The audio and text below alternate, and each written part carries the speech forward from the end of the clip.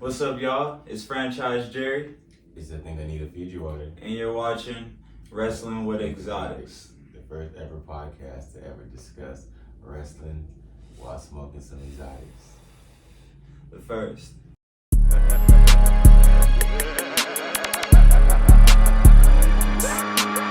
Alright, man, so I'm going to give you guys a little intro.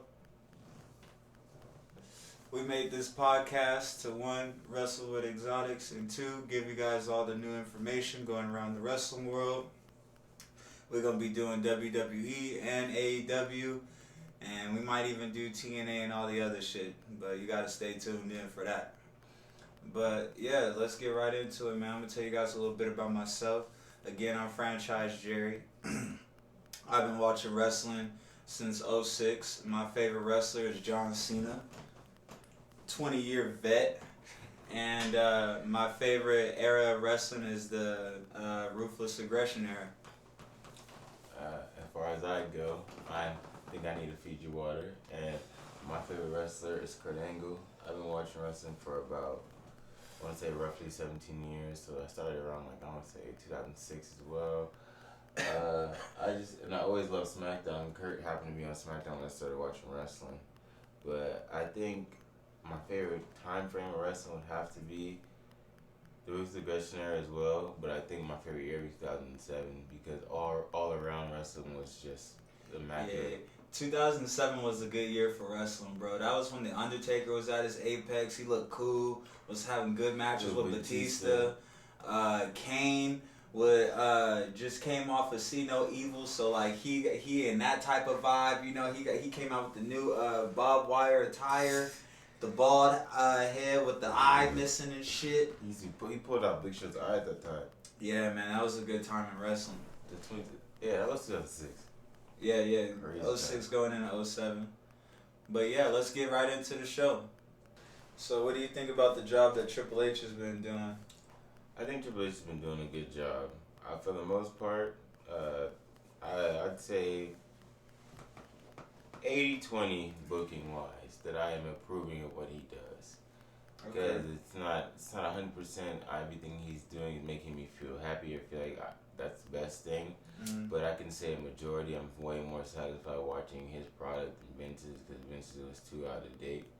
And I feel like it's just perfect right now for what's going on, because WWE was at a real time for it need to change in order to go forward in wrestling. And I feel like we're finally getting that with Triple H, and he's not scared to put together the matches that we actually want to see, and not trying to. He pretty much is not doing what he was doing in 2013, because 2013, 2014, he was saying he's at 30 and what's best for business, and really never giving us what we wanted. But this Triple H, 80-20. Yeah, I would have to agree, man. What do you think he could do to make the show better? I think to make the show better, I think it's something that we're gonna stress a lot on this podcast, is to make the titles relevant, and that goes for title A through Z, whether it being a mid card or a beginner title, or even the heavyweight title. Because right now Roman's the champ and all, but at some point we're gonna want to see the titles competed for in a more competitive fashion. Because it's not saying Roman's matches aren't competitive, but every other month or every other 2 months, and I kind of want to transition away from my champions being part-timers. Yeah, definitely me too, man. One thing I definitely want to highlight on this show is WWE and AEW should add more titles, because they have bigger rosters than what they display. You know what I mean? So they have a lot of talent just sitting in the back. And at the same time, I feel like a lot of their TV time gets wasted on wrestlers that don't really deserve it. Like Jinder Mahal. Stop bringing Jinder Mahal back to do what? Get beat up, get talked shit about, and leave. So yeah, I'm tired of seeing that. But for me, I would like to see the shows be more title orientated, more of the storylines leading up to titles. And I would like to see more women's titles, like a women's IC, a women's US, I think those belts would elevate the women's locker room and make it more competitive. You know what I mean? Yeah, because I just need some more breakout stars. Like I feel like WWE, even when you for example, you come up from the NXT and you win all the titles in NXT. There's a reason why you get called up because they're seeing that you're surpassing these limitations that they're kind of putting on you. Because maybe let's say, for example, Carmelo Hayes. I don't want to see him win damn near every title on NXT, even though he hasn't won an NXT title yet. But then come to the main roster. Yes, he's infused with all these popular people, but he's never competing for a championship. And you pretty much are showing me that he was a championship caliber wrestler this whole time. Now, when he's on the main roster, yes, like I said, he's going against these big names, but he's not wrestling for any championship. So it's kind of confusing. That's like Finn Balor right now, actually, because how he go back there, win everything, win first first Universal Champ, and then after that, go back to NXT to win another belt. Like, they just won't give him nothing on the main roster. They refuse to. Yeah, and then even like, well, we'll get into that when we talk about Raw, but that's just, our point is WWE and just wrestling companies in general, make the focus on the championships. Yeah, because at the end of the day, that's what the shows should be about. And I feel like it'll be easier to write storylines and you're building characters up. So, yeah, add more belts. Add more belts and definitely add more women's belts. Yeah, because the women already outnumbered by the bed. You can't just have, like, I feel like what they gotta do is, like, they'll just have one women's title match, but they'll have, like, multiple women's matches, and I'm fine with that, but then that could be, like, a few could go on for another title, and then that could both elevate. Title's gonna elevate both people involved, because even if I show this match to somebody who's not aware of anybody, but no, these two people are fighting for a championship, it's gonna make their name stand out and be like, oh yeah, remember Ken when you showed me the such and such Ronda Rousey versus Liv Morgan, and that's gonna highlight them because they would have to jog my memory and say that they wrestled for the women's championship, so that helps and elevates both parties. So I think everybody should just be on the bandwagon for that. Otherwise, it's kind of like everybody's not really getting a share. Because everybody's going to be trying to vie for that women's title, which is only one title in each division. And how many people can really realistically get it. And I feel like... That's what I was thinking about, bro. Like, when they're trying to decide who's going to take this belt off of Roman. And it's like, okay, he doesn't have to lose both belts, but he should lose one. I think they need to split the belts back up. Because he's stepped on everybody in the locker room. So WWE wrote it to where it's like impossible to beat him. You know what I mean? Yeah. So I think that Roman should just retire either those belts or that someone should beat him for at least one of them. Split the titles back up so that way you can make at least one of the other belts hear more. You know, they're here on TV more, and you have a whole nother locker room that can compete for it. Since Roman Reigns has ran through the entire locker room, like, you know what I mean? So I personally think though that I really don't want Roman to lose the belt. I want him to lose it, but not lose it. I feel like it should be him and somebody. He has to lose both of them, or he has to lose one. He has to lose one. I don't think he should lose both. I don't even think he should lose one. But if he has to lose one, I feel like I'd rather him lose one because then they can at least go back to the other roster, and then he could be over there on SmackDown and then have the one on Raw again. Yeah, I'm just enjoying his reign just because I get what he's doing and he's doing it, and he's a part timer that's actually more in the ring and has entertainment value, and like he's not really a part timer in the sense of that he's actually here more consistent than anybody who's a part timer that shows up and been a Universal Champion. But I think he should rekindle. It should be a triple threat match with somebody, and someone gets thrown in there at the last minute, and they don't beat Roman, but they do win.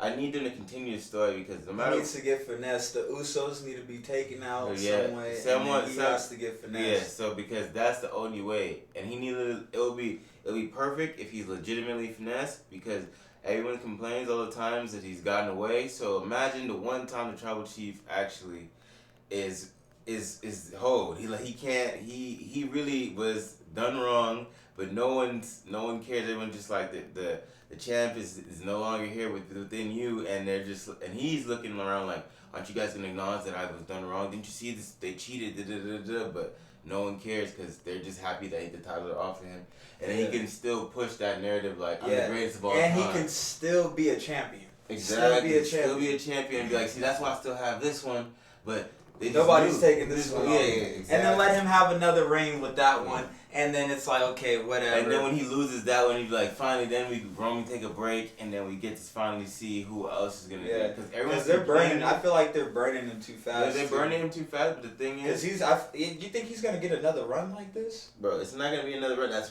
why it's. He might get the belt again, but it will never be this long. No, never be this long again. No, never, because this is a history-making run. And this is the one thing I want everyone to keep in mind. They keep talking about everybody, who's going to beat him. Y'all need to be a draw like him because he is a draw. Not need to move his shit as much as they said as a corny shirt. It's the truth. Roman is proving to sell. Every pay-per-view that he's scheduled to be at sells out faster. Mm-hmm. There's no seats. He's able to sell merchandise. He's the number one in merchandise sales right now. So, like, everyone needs to realize the bloodline is like, we're witnessing something that's gonna be spoken about for years, because it's like it's generational. As much as people want to talk just like Seth and all that, that's why I just fuck with Roman, because his shit is different. Like his shit is mainstream to where like he got ESPN acknowledging him and saying shit. So it's like he making wrestling cool in his own way again. At the end of the day, though, we know who the real tribal chief is. Who? Without being said, who's the tribal chief? You know who started all this. Come on, bro, don't play. It's The Rock. The Rock is the real tribal chief. Rock's my dog. I feel like The Rock walked so that way Roman could run. And Roman has taken the fuck off. And I'm telling you, it would be Seth right now if it wasn't The Rock. If it wasn't for The Rock, Seth would be champ right now, doing that with them belts right now. With whatever weird little click he would have had by now, or I don't know. I just wonder how Seth would have panned out if he never hurt his knee, because he was. I want to know how Seth would have worked out if he never turned on the Shield. Yeah, because he would have been more fan. It would have been more natural to be like him for be a baby face, but like ever since he did that, it's kind of like you always just think like Seth. That's why he gives me like the perfect. Chef's shiesty as hell. That's all I think about when I see him. That's why he gives me Chris Jericho. Shiesty ass nigga. That's why he gives me early Chris Jericho vibes. Because much as when I was younger, I used to hate Chris Jericho a little bit, but I always wanted to fuck with him just because he always had a good moveset. He was basically like a Shawn Michaels, but like his match versus Shawn, I'd always be gaining a new respect for him because I was like, you're pushing one of the greats to the limit, and like WWE doesn't want to give you that rub like that, but clearly Shawn sees it in you, so he's wrestling you and making you be the best. And even when he would lose match, bro, I'm thinking he's giving Jericho a hug. Giving Shawn a hug. He low blows him at WrestleMania on the side. Did him bad. And it's just like, that's like so Seth. So like, that's why Seth, like, he does remind me like an Eddie Guerrero, Chris Jericho, or Shawn Michaels, because those people. He reminds me more of a rock star, more of a rock star version of Chris Jericho. He's what Chris Jericho think he is today. Yeah.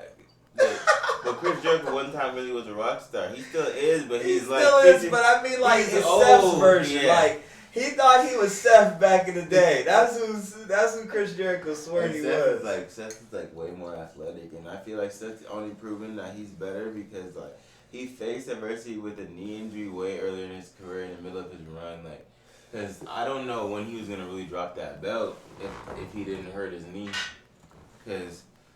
That was Seth Rollins was damn near unbeatable. Every time I thought he was going to lose the belt, he was keeping it. And that's a good measure of a heel. If I want to see you lose the belt, and you can't lose the belt, that just tells me you evoke emotion. Like The Miz. They know. When he had his IC run. They know. People want to see you lose, so they're going to keep you as a champ, so I can keep watching, so I can be like, I remember when he actually lost that shit. He held that for a minute. Yeah. So if you or like Randy when he had that WWE championship run and the Stronghold. And yes, Bro, remember at the beginning of his run, he said, I'm gonna be something like I'm gonna be champ for a good minute, like, or this is gonna be the start to a long road or something like that. You should get used to this. Oh yeah, basically get used to this shit. And I remember when he said that shit, bro, like me as a kid watching, I was like, fuck.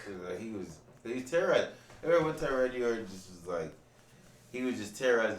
When he kicked Vince McMahon in the head, I knew it was over. That was ball, Randy, not giving a fuck. Like, you're not about to fire me. Alright, so we're gonna start our next segment. We're gonna jump into Crown Jewel, give you guys a brief recap of what just happened, and tell you how we felt about that shit. What'd you think about Crown Jewel, my boy? Overall, it was a solid 8.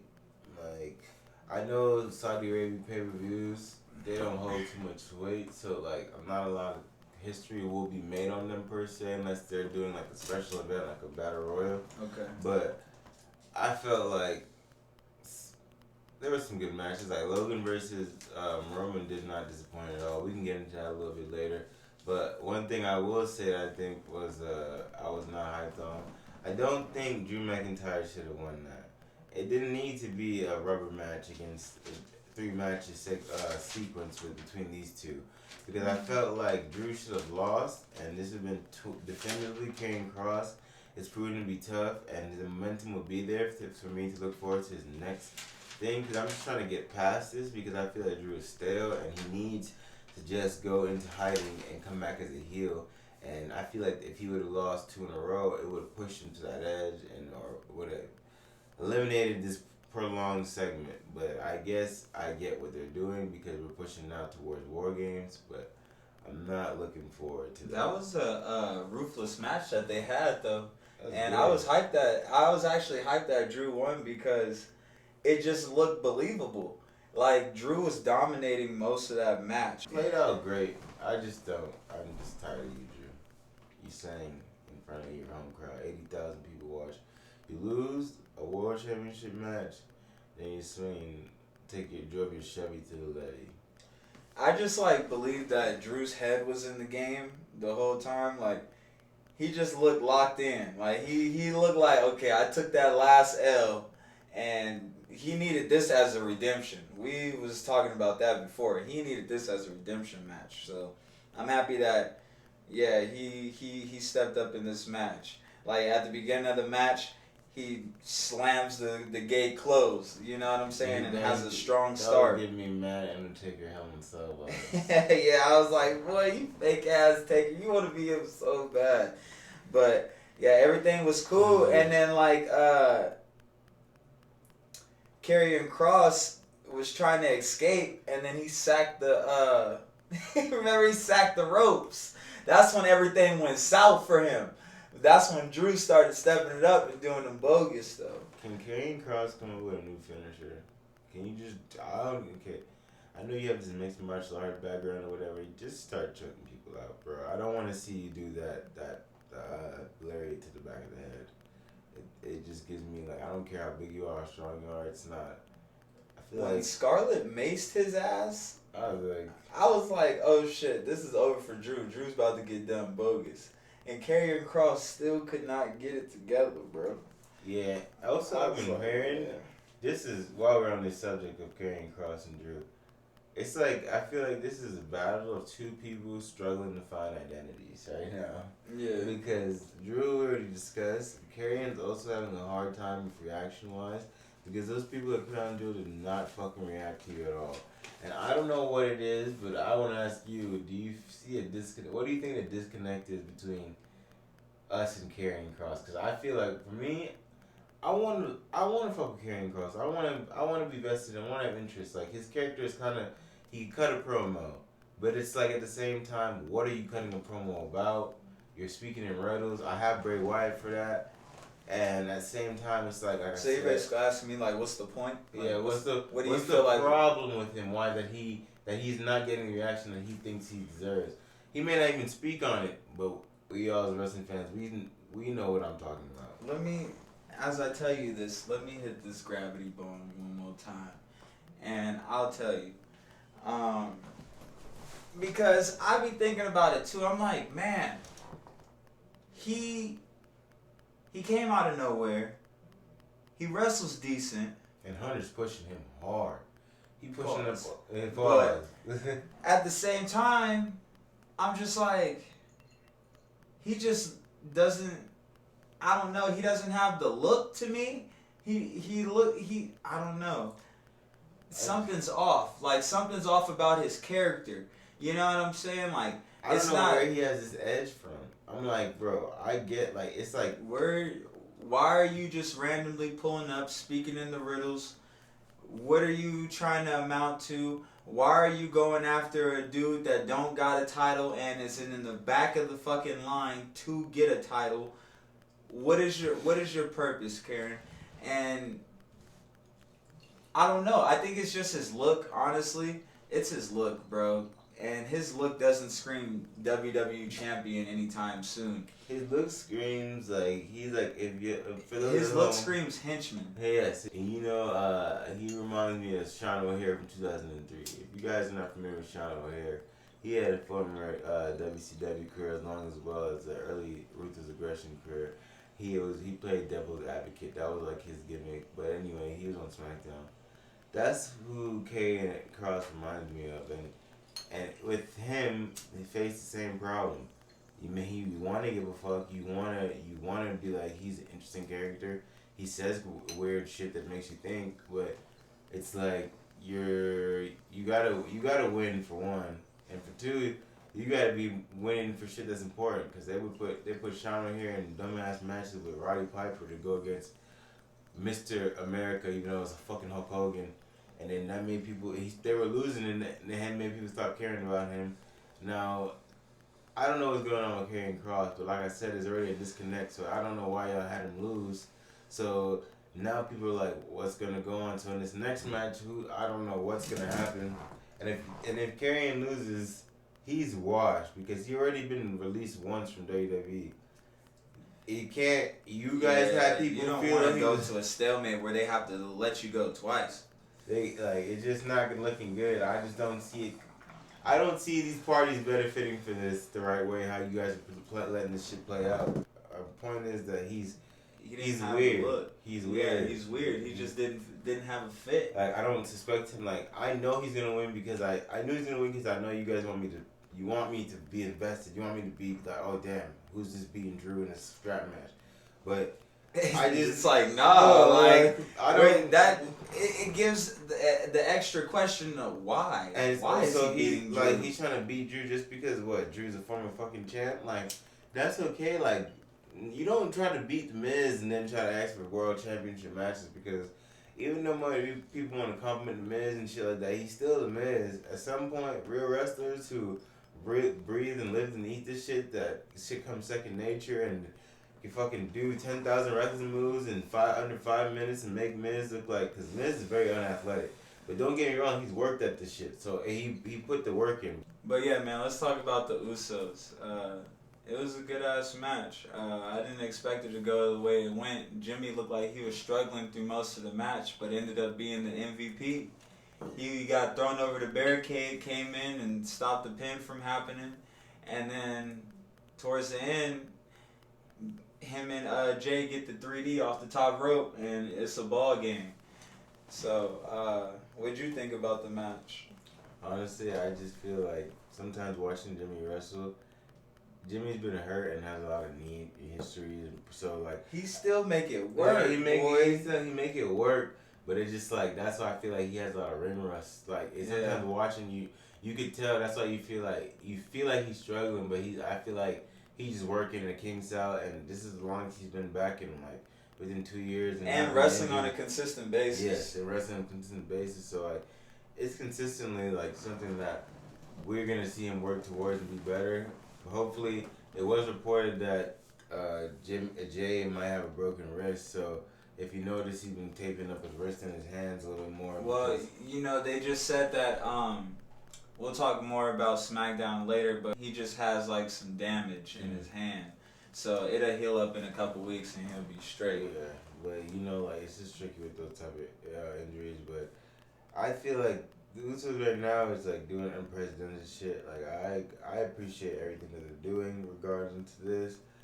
We haven't spoken about Raw yet, right? No, but we will after Crown Jewel. Okay. But yeah, the match is good. I feel like it was just good exposure. This match is just exposure for the Brawling Boots. Like I said, these Crown Jewel events, history doesn't really take place, so I didn't expect no championships to really change hands. But I would say that the Brawling Boots are getting better, getting more. I just think Pete Dunne. That was a good match, bro. Pete Dunne needs to go back to being Pete Dunne. He needs to go back to being Pete Dunne. Stop being Butch. That's why I didn't call him Butch not one time in this fucking show. Your name is Pete fucking Dunne. No more Butch, bro. That shit is played the fuck out. They act like you need to be on a leash and like literally, and you look like one of them. Like you look like you was one of them kids that had to be put on a leash. And anytime you go try to get some candy or something to steal your mom, he's fucking foaming out. Get your ass back here. I feel like that, man. Cut that shit out. All right, we're gonna take a brief moment to share with you guys the exotics that we are smoking on today. Today we smoking on some of that Belushi.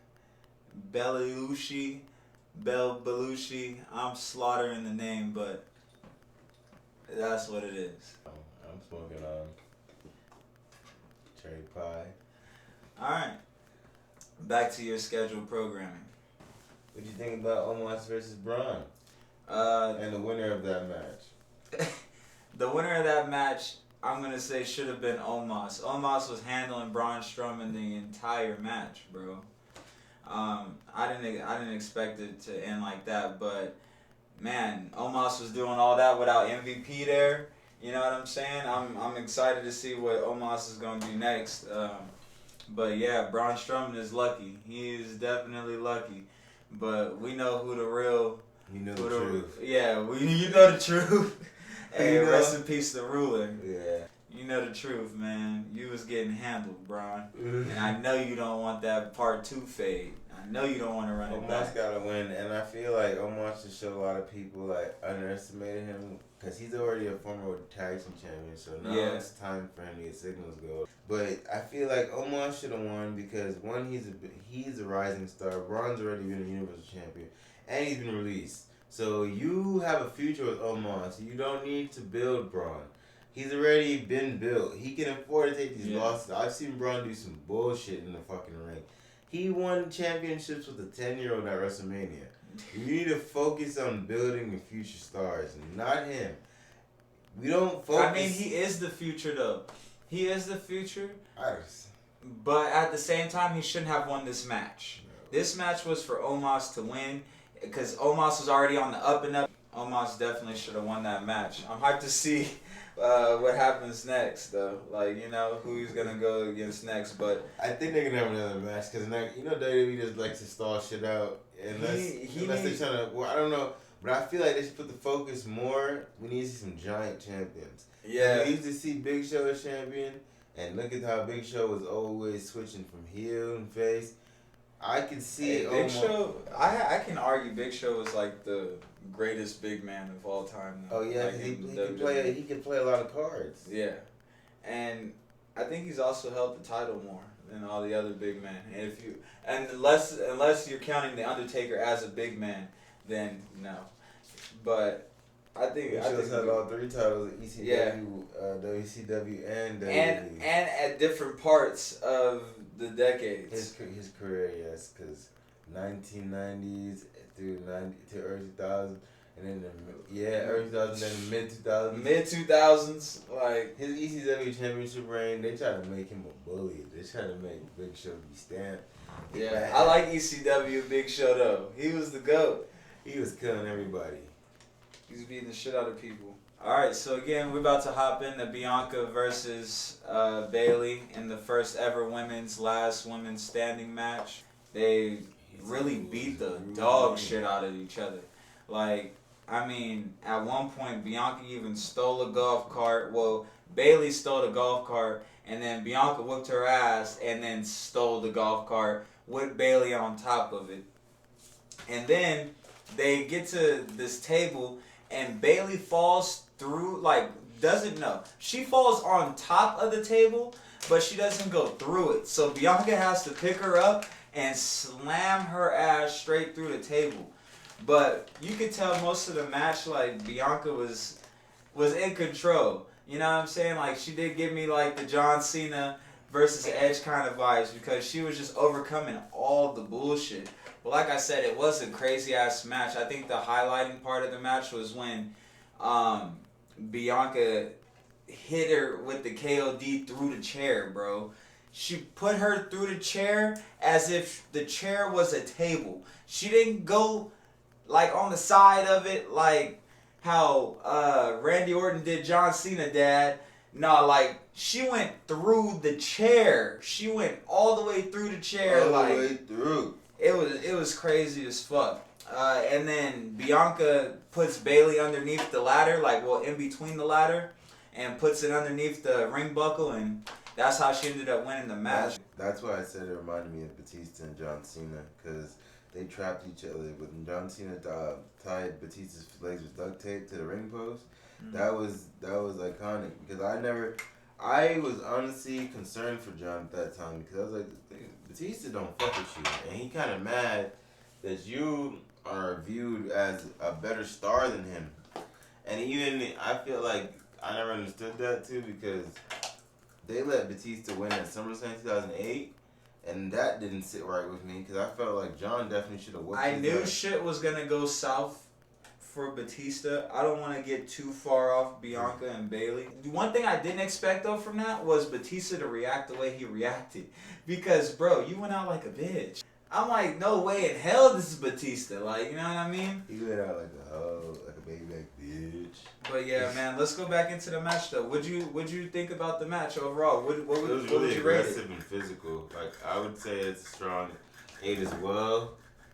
Personally, I want to keep supporting Bianca, and I'm sorry I keep saying that you're gonna lose, just because, you know, I just gotta play devil's advocate for somebody who thinks that this reign may not last. WWE is a little racist, and I'm just trying to maybe help make it easier on myself. But I want to see you do good, Bianca. You're making good. You got all these people looking up to you, black, white, Hispanic, don't matter. All these little girls want to see you. Bianca is the motherfucking GOAT. I want to see you do good, Bianca. Continue shitting on them. So shout out to Bianca Belair. She the GOAT. Stop playing with her. She ain't losing that shit. She gonna lose that shit when she wanna lose that shit. She gonna lose that shit to Charlotte. They don't hold her like that. Hell no. Hell no. She got They just waiting for Charlotte to come back so that way. Nah, bro, they just waiting for Charlotte to come back so that way Bianca can hold her real brief, and then after that they probably take it off her. I think when Becky gets back, that's gonna be another fade. Even though Becky should be in the back of the fucking line, I don't want to see that fade anymore. She went out sad, just like how Bayley just went out sad. Yeah, man, I just want to see Bianca be successful. I just be saying this shit because I know how WWE get down after all. Like, I feel like how they also be making their own costumes and shit too. Like, not costumes, but like their own wrestling attire. Like, well, at least Bianca do. Like, yeah. She came out with some fire jumpsuits. If you notice, the jumpsuits that females are wearing is because the religion of those people in Saudi Arabia, they can't expose them. The women don't expose themselves like that. So all the women were covered up. You didn't see any skin. Yep. From the neck down. Good facts, my brother. What do you think is next for Bianca, bro?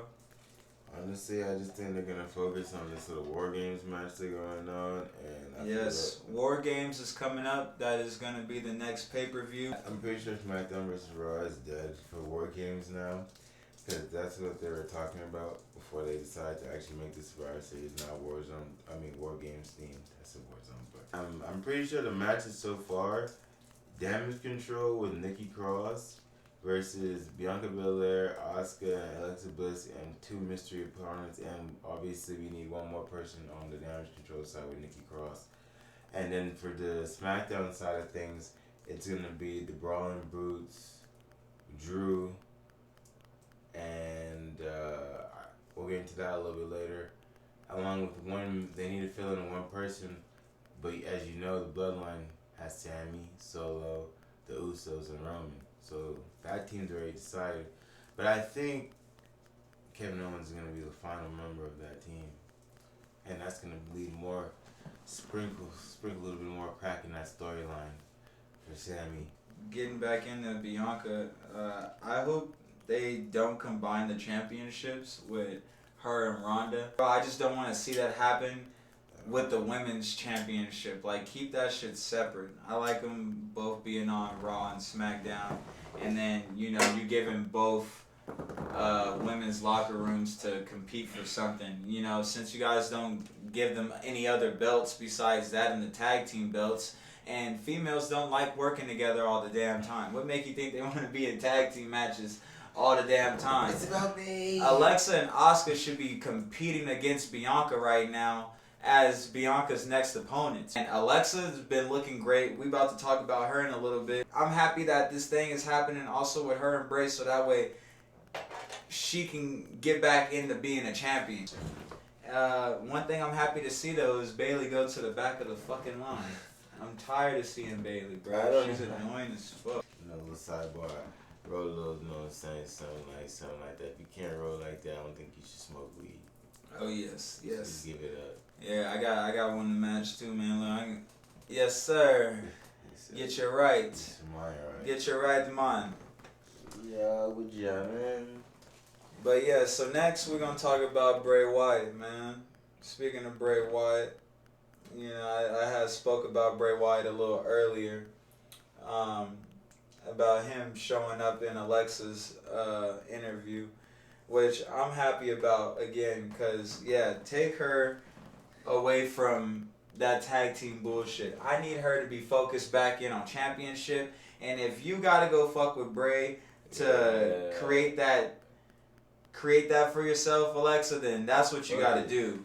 Yeah, I'm tired of that shit. I hate seeing Alexa and them all team up, because I'm just like, this is not what you guys are. You guys are single superstars. Y'all do not give a fuck about working in a team. Can I see your scissors real quick, bro? Yeah, y'all don't give a fuck about working in no team, so don't make me try to give a fuck about this. I feel as though Bianca just needs to just be solely the forefront.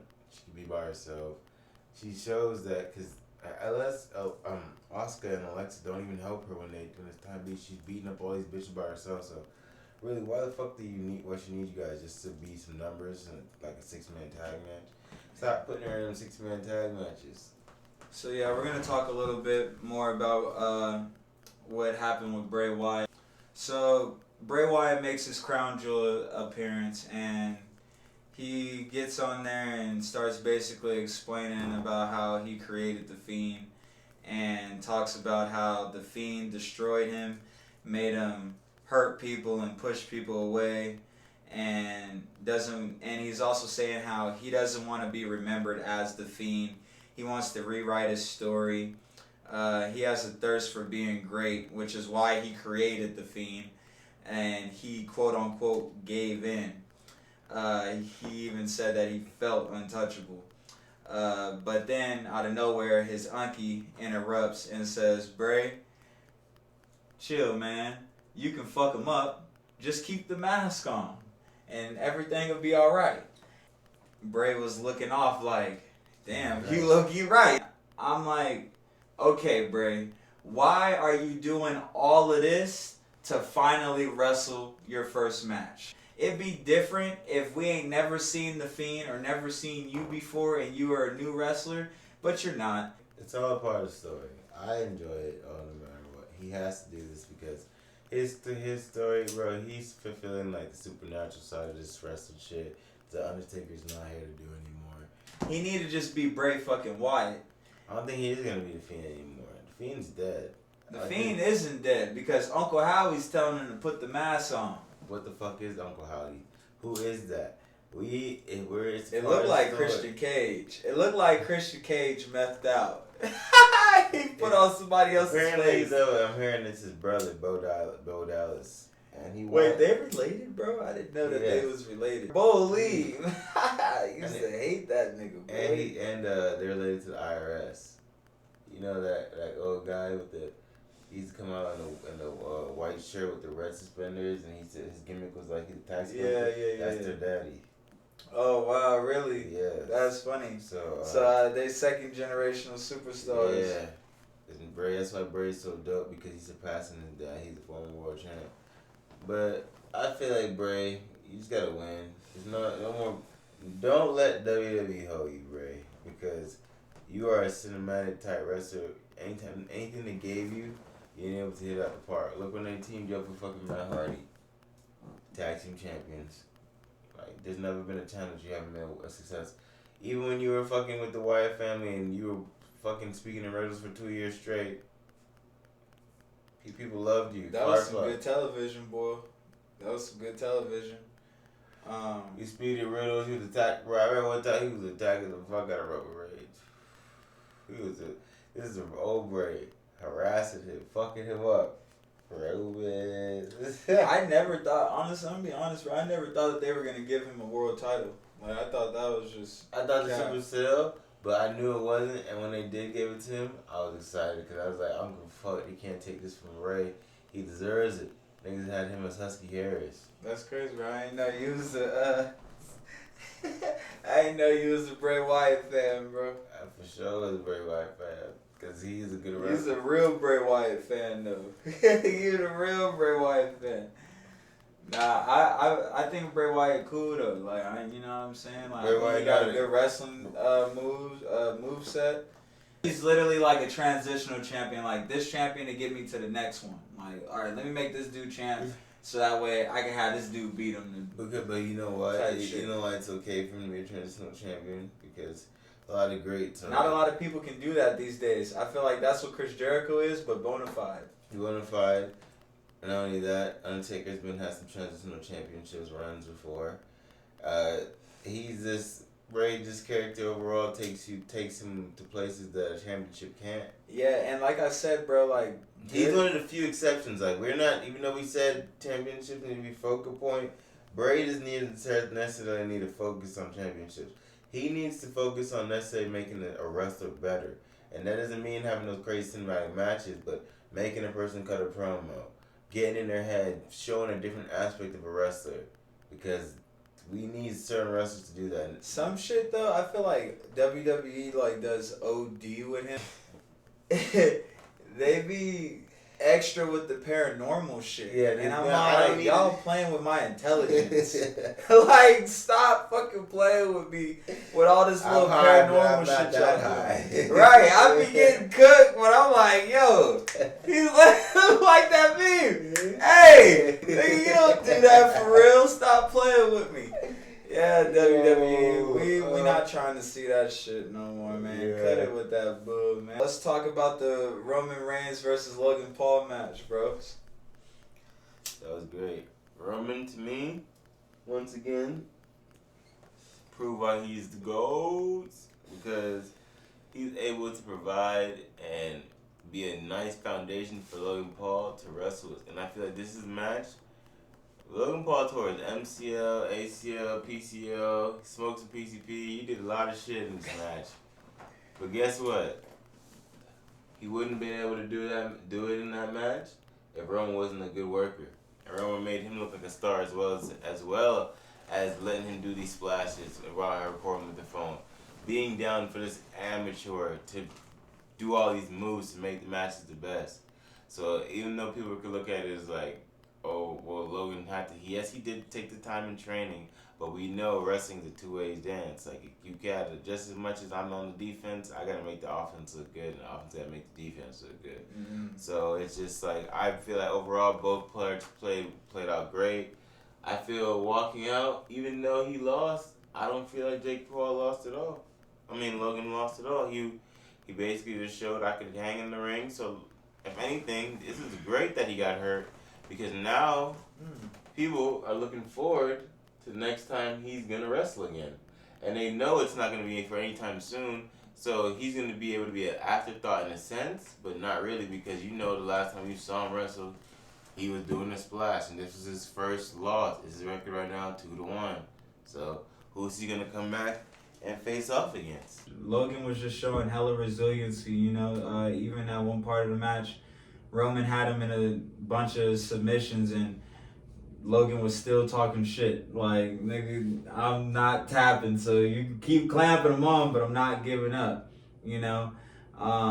Logan was just showing off his range in the moveset, though. Like, I wasn't expecting him to have that type of moveset. It was actually decent, you know what I mean? Yeah. And I wasn't expecting the blockbuster.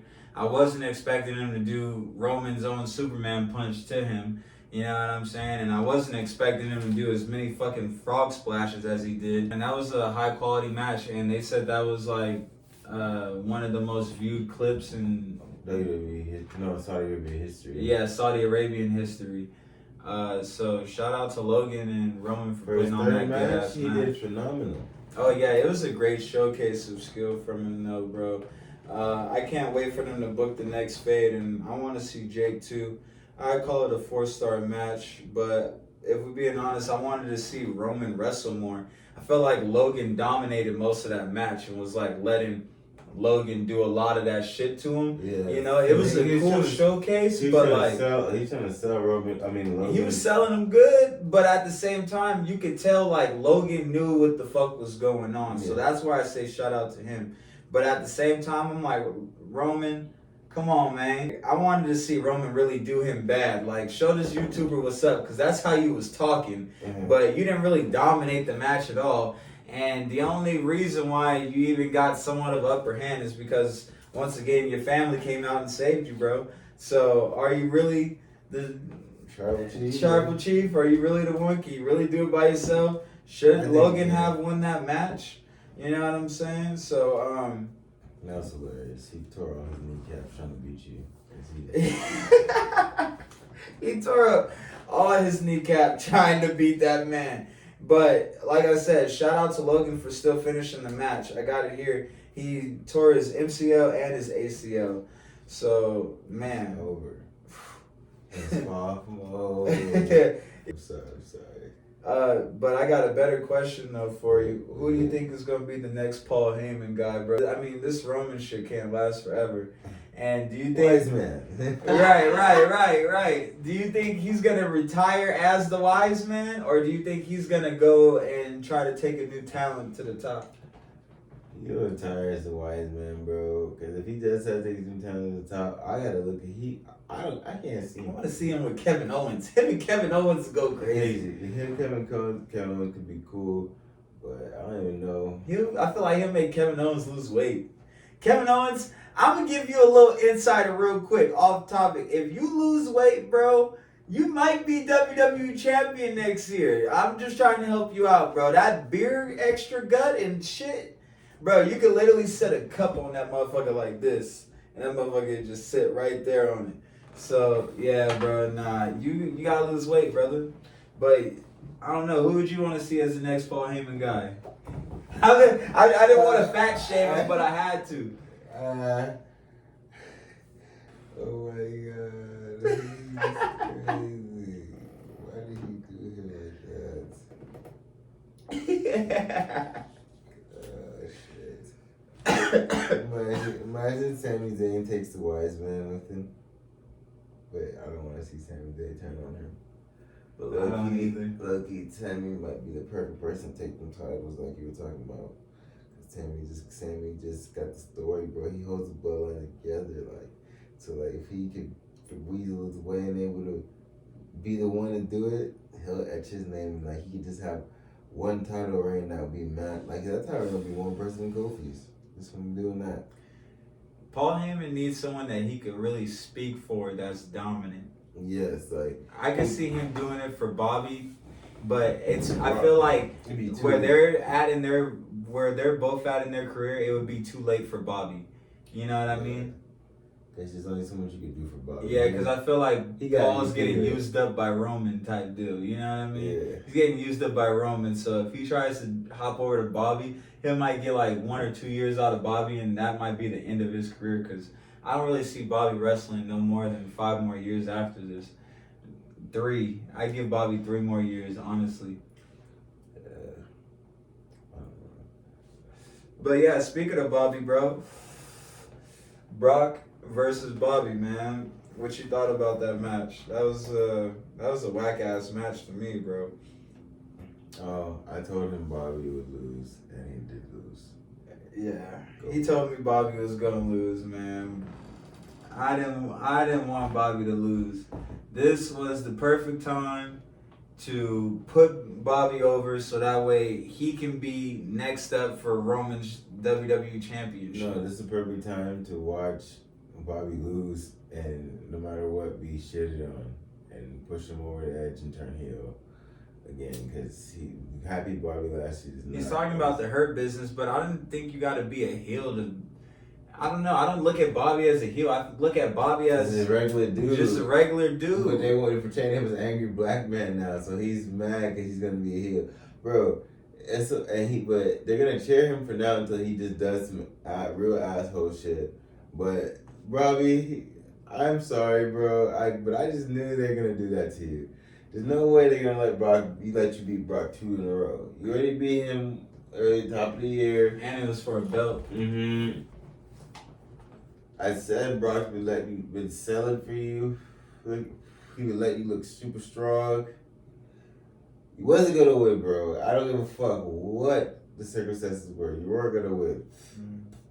Just be happy. He ain't trying to dominate you. They had a good 50-50 match, like at the beginning. Like they did. Brock hit 3 German suplexes plus an F5. Bob kicked out, and then Bobby started dominating later on and put on a hurt lock on him, and was in that shit for a cool minute, which also led to how the match ended.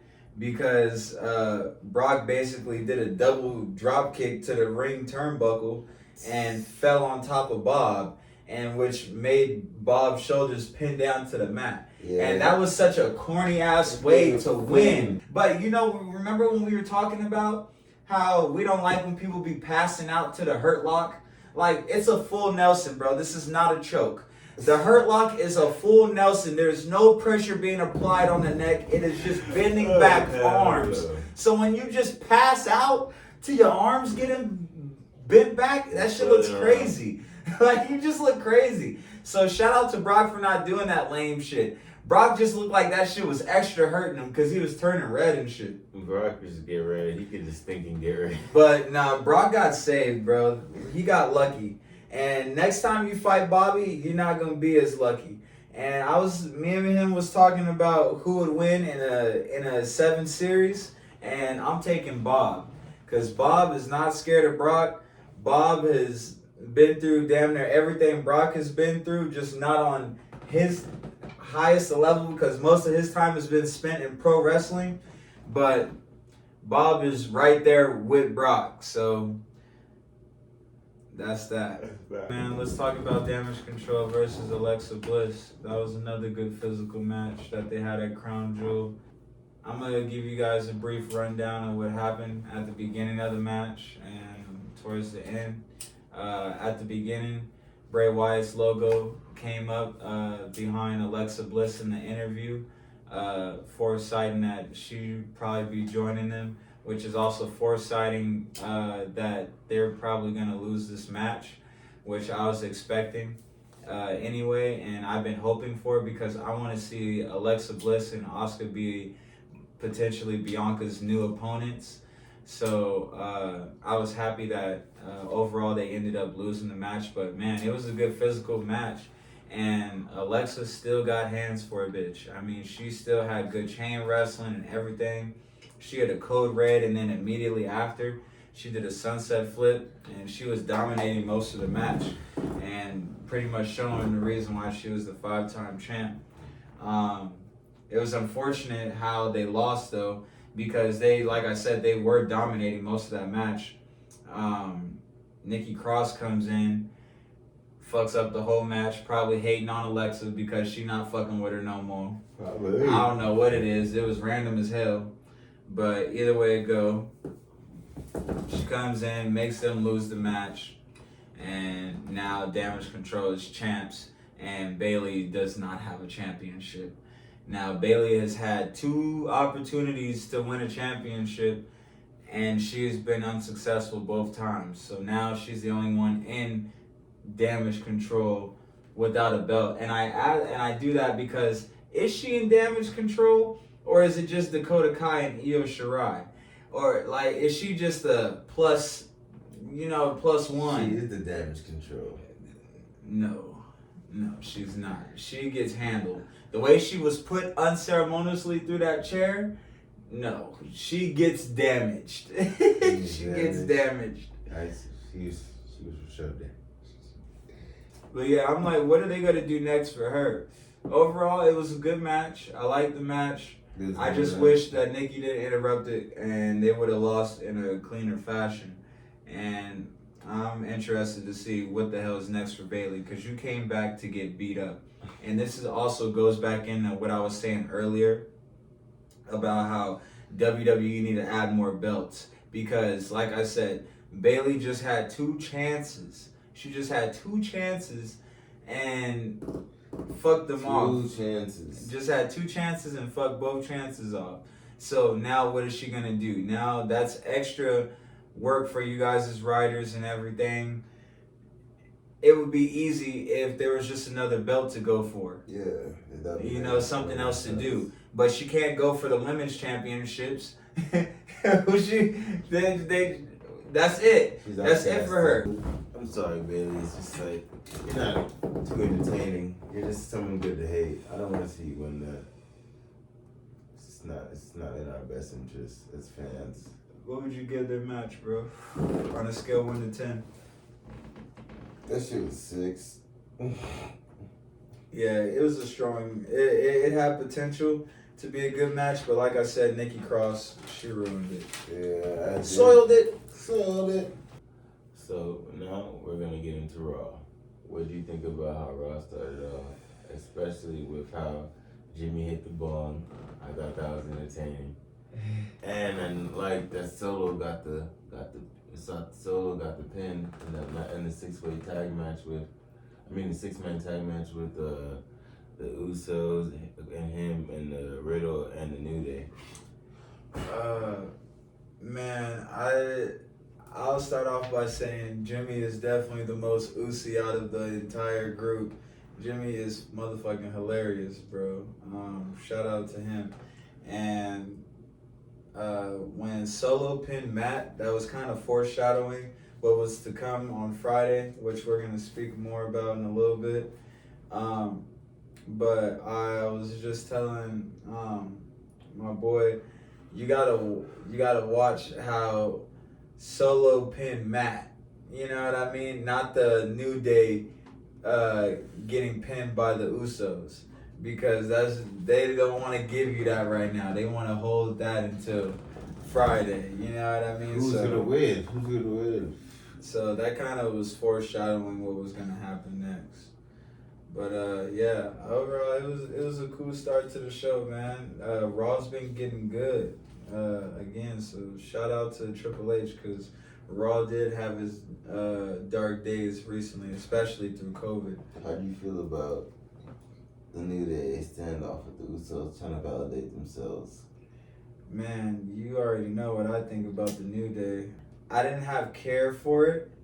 I'm just like, I'm ready to see this on Friday. At first, I honestly didn't understand what was going on. I feel like the skit was a waste of time.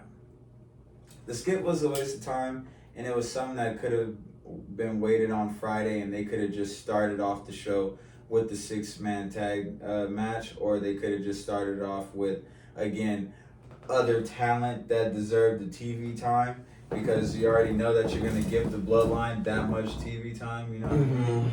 So, yeah, I wish they would have just did it differently in that aspect, but overall, I didn't really have care for it. I just rather have seen that on Friday. But overall, I think the New Day is better than the Usos. Personally, I think the Usos deserve everything that they're getting now because they have to do these things to validate themselves as a tag team because or else they'll just be known as riding Roman's coattails. And it's like, even though people say Roman always needs them for help, he may need them for help, but then he doesn't ever. He doesn't ever help them. They beat shit clean, so that proves they're a valid tag team. That's all I could say about that. What did you think about Mia being the one to take on Rhea Ripley? That's the one the OC. That's who the OC chose. Personally, I think it's just forced. They want to just put. I think that's just forced, and they want to just show this new person into a program. Because what recollection or history does she have with the OC? Why the fuck did they choose her? It's just random. Yeah, I had seen someone comment that on Twitter. They was like, "What the fuck is the point of her? She does not even match. She doesn't even look like she belongs in the OC." And like I was saying, if she want to fight dudes, then it should be a dude that fight her. And if she want to put herself in that type of spotlight, well, shit, China was the first women's intercontinental champion. She fought dudes. She got body slammed most of that match by a dude and all type of shit. So, hey, Rhea, if that's what type of time you on, then let's get it. But moving on, man. Speaking about Rhea, though, Dom called her mommy for the first time on television. Oh my god, he's a creep. He let that really come out his mouth. He really called her mommy. That is so weird. So weird to you, bro. I just be wondering, like, he is sick. Who does Dominic friends look like? I want to see his group of real friends. Oh, bro, I know his group of friends is weird. They all wear shirts that are bigger than them and wear skinny jeans. It's a skin tight skinny jeans. With Yeezys. With Yeezy boots. 350s to be exact. 350s, the elf ones. He be in the 350s going through. Hell Pigeon-toed yeah. like a hell, bro. How you pigeon-toed and not me, bro? I hope this, like, again leads to Rhea getting the championship, because why are you I see her walk past Bianca, so I'm like, ooh. like, what's going on? Man, when are you gonna cross that bridge? She had brain injuries, bro, so that's why I feel like she's still. I haven't seen her wrestle an actual match, so I feel like she's cleared, but she's scared and she's taking her time to start wrestling because remember she had a brain injury or something. Yeah, you're right. I did forget that. Yeah, Rhea, you don't want no smoke with Bianca. You better stay in your place. You don't want your brain messed up. She gonna scramble your eggs. Hard boiled. The funniest part of Raw, bro, was when Bobby Lashley depleted Mustafa Ali. He literally threw him out the frame. And that was the last you see of Mustafa Ali. He just disposed of him. He's like a fucking pestering bug, like a pestering fly or something like that. That's in the way after he swatted it like 3 times. And he thought it went away, but it's coming back. He thought it died, and he smacked it, but it's still living. And he just doesn't get it. All he wants to do is try to prove that he can be and hang with the big boys and wrestle and shit. But no one wants to see him wrestle, bro. Honestly, you are fucking stale. It sucks that it's like you have to be thrown around and take all these losses. He's a joke. Literally, like, he's a joke. I don't want to see you wrestle. I don't believe you're going to win. I'm over. You held Retribution, and that was your group, and that was like the worst stable of all time. Those are hard times. They had people named like T-Bar. And you almost killed me and Ian's career putting her in that shit. Bro, bro, you've been finished. I just need you to pack it up. I hope you got these WWE checks, save them good. Just go back to Chicago, open up I heard AEW was hiring. AEW is hiring. Honestly, I can see Mustafa in the he better go over there and get on the phone with Tony Khan. You see what they did to Neville. He better throw Tony Khan Boy, ball. I didn't think Neville was ever going. I thought Neville was soft. I thought he was just soft. And Neville was a lot like how Mustafa Ali is now.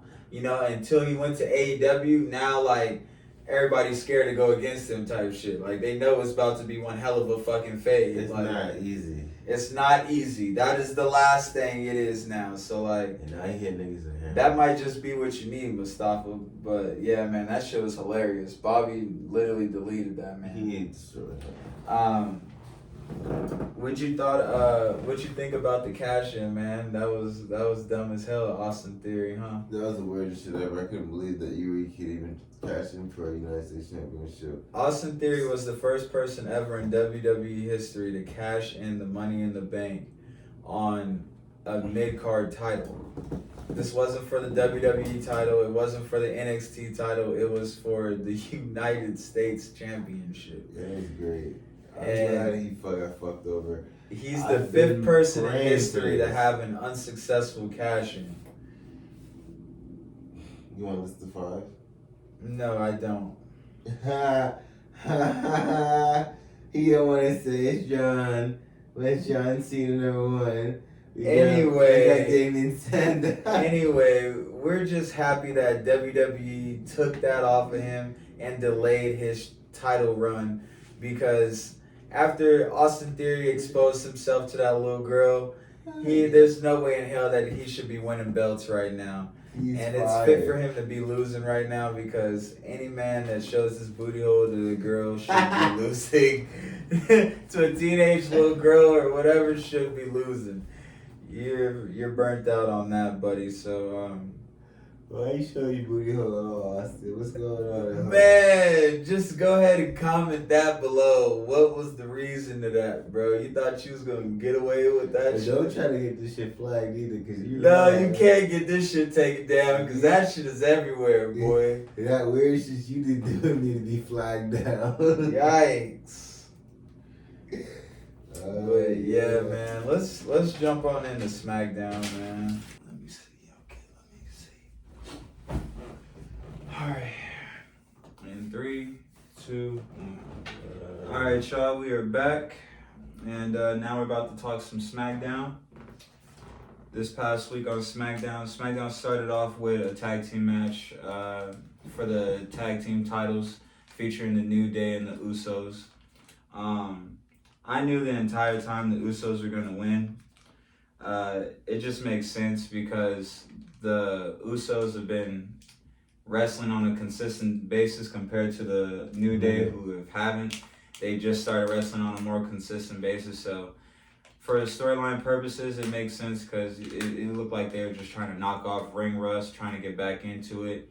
And for the New Day to like not really go through anything and then automatically just win the tag team titles out of the blue would be kind of weird and crazy. So I understood why. Did I like it? No, because I loved it. I just didn't want to see the New Day's record get broken. There are future Hall of Famers, but New 100%. You ran rolling up that good loose leaf too. No, I'm not smoking the whole leaf. That would be insane. I'm gonna actually roll up a spliff. Spliff, for you guys that don't know, it is a strip of this and some paper. In this instance, I'll be rolling this one up with some wax on the paper. I don't know if you guys can see it at home, but that's what we got going on. We're about to get extra cooked while we talk about this SmackDown. You said that. He said that shit would be crazy. Like, you can't smoke. I smoke the whole leaf, guys. Don't let him fool you. Nah, man. You're gonna have to cut my shirt off if I smoke this whole fucking leaf, boy. Yeah, sometimes you need to catch a vibe and a real head change. But regardless of that, back to the New Day, man. Go ahead and tell them what you thought about the match, because we know that you loved it.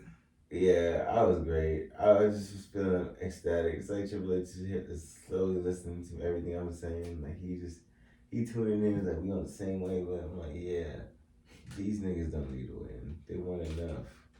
I'm like, they shake that ass and all that extra shit. I'm tired of that. I don't want to see that as the longest reign, and then you're gonna feel vindicated. I don't want to see it either, man. I didn't ask for them to shake the ass. I just wanted some black champions, man. Usos ain't never shook it. I'm glad. They daddies did. Daddies shook it. They daddy did, but they don't. They don't talk. I watched it with my own eyes. They came for surprise dance to their daddy and made sure, because he was with them, he ain't shake no ass. He caught a vibe. He knew. He's like, my sons don't fuck with that shit. I can't be doing that. They brought hats. They brought hats to dance with me. Man, you know damn well if the WWE cut Rikishi a check, he coming right back out and he doing all of that. He doing all of that. I got tears in my eyes. That's how true it is. You know what I'm saying? He doing all of that. They did a great storytelling on that, but the New Day, I just feel like 2/3 of them are fucking former WWE champions. So like they're bona fide Hall of Fame no matter what. The Usos needed this because if they didn't get this victory and they won clean, this is solidified and stamped their title reign alongside being Roman. Because even though everybody is mad at Roman, like you need interference and all that stuff, the Usos are never needing that. They beat these people clean. They beat the Usos. They beat the New Day clean, and now so that solidifies as their own measuring stick because it's gonna go farther in the history books and just overall. So like how big this bloodline thing is, because if I feel like if they didn't do this, what is they gonna be the claim to fame the whole time this bloodline thing is going on? Oh, they're just riding Roman's coattails. At least they're doing stuff in their own time. Just like he's winning, they're winning. Literally, it's not like because in WWE they've done past things where it's like the faction, the heel faction, the champion he consistently wins. No, the Usos are consistently winning just as hard as Roman. Some of their matches aren't believable. Like the last match that they just had with Pete Dunne and the other dude. Pete Dunne and them should have won that match. And again, we're not calling you Butch, bro, because you're tripping. You're Pete Dunne. You're tripping. But like I said, they should have just won that match. And that was a lot of the people that the Usos have been beating. I'd be like, it wasn't that believable. I just come to realize it's not like, I know we want decisive victory, like we want a reason for these decisive victories, or like maybe them backing it up, but for them, that's never been their whole thing. Like the only time the Usos ever been kind of on some dominant shit is when they debuted and they were sneak attacking the Hart Dynasty. Other than that, they ain't never really been on some like we're running like, and even I don't like how the Usos be fake black either. Yeah. That's gotta stop. No, y'all need to just be some Polynesian shit. Hell yeah. Y'all say nigga. For sure. If y'all gonna be some Polynesian niggas, y'all need to just be that. Conduct yourselves. If y'all wanna be some thug gangsters, do that without having to act black. Disclaimer. Yeah, like we're Asian. You can be tough and still be your race. I see it all the time. Look at Brock Lesnar. He don't give a fuck about nothing else. Hell nah. He ain't gotta come out and act black. He come out and act white, do white boy shit, and leave. So you can be your race and still be tough. Like, you know what I mean? What do you think about Shinsuke's loss to Escobar? Well, like I was gonna say about that, unfortunately Shinsuke was my pick to win World Cup and go against quote unquote Gunther. But unfortunately, he was handled decisively. Unfortunately, as much as I hate to say it, Shinsuke, it looks like he's on the decline, man. I didn't think that he lost his match to a power bomb. The King of Strong Style lost to a power bomb. Now, I'm just trying to I don't know, man. I just really, I didn't want to say it, but yeah, he's on the decline. But my next pick to win World Cup is Sami Zayn. And for you guys that don't know who's all involved in the World Cup, it's a new thing that the WWE is trying to do to figure out who's going to be the next contender for the next IC championship. And I'll tell you guys who's all in it. You got Mustafa Ali, Shinsuke Nakamura, who we just said got eliminated, Ricochet, Braun Strowman, Jinder Mahal, Sammy, Butch, and Escobar. Why are they doing Shinsuke like this? They got him going to NXT, they got him losing his matches. I feel it's the right call because Escobar is new to SmackDown and he's building momentum. But at the same time, Shinsuke is looked at as a vet in the locker room now. He basically almost kind of sort of headline on WrestleMania with AJ Styles. Even though you guys didn't really give him the chance to properly do it and you had him do that bullshit with the low blow. And he never recovered from that shit. Because once he was put on the spotlight and they played around with him, you could never see him as a fucking world champ. Yeah, never took him serious after he started low blowing dudes for that little period of time. Like he got addicted to he was addicted to touching balls. Elbow deep in somebody's nuts every time. And then I don't even know how we transitioned away from that. It took a while for him to just have like a little lackey or whatever, and then he started collecting it. He took the Intercontinental, even when he was the Intercontinental champion, it's hard for me to take him serious because half the time he would want to have a good match, other time he playing around games and he not defending the title. So I'm like, what's this nigga? Who's your pick for the match? Who do you think is gonna win? I pick Braun Strowman. I think Braun Strowman versus Gunther would be a great fight. and I would want to see Gunther lose just because Braun's like typical cliche old American country boy, and this nigga Gunther is like class, etiquette, and shit. So I know he would try to shit on Braun, and Braun would have to use like his raw power and juke his ass. You know what I'm saying? But I don't know if he's gonna. I don't know if Gunther's gonna get dethroned by anybody. Like he could be like another Roman. People are looking at it like, oh, he would want to face Roman, or like he want to face John Cena. I'm like, he could be trying to make. I know who he's gonna face.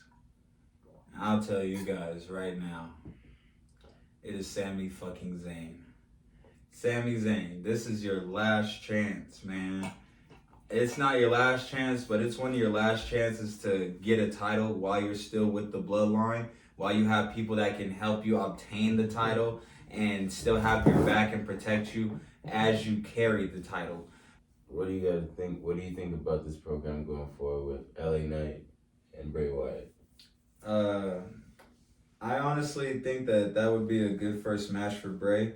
I thought they were gonna be cool, but LA Knight wasn't having it.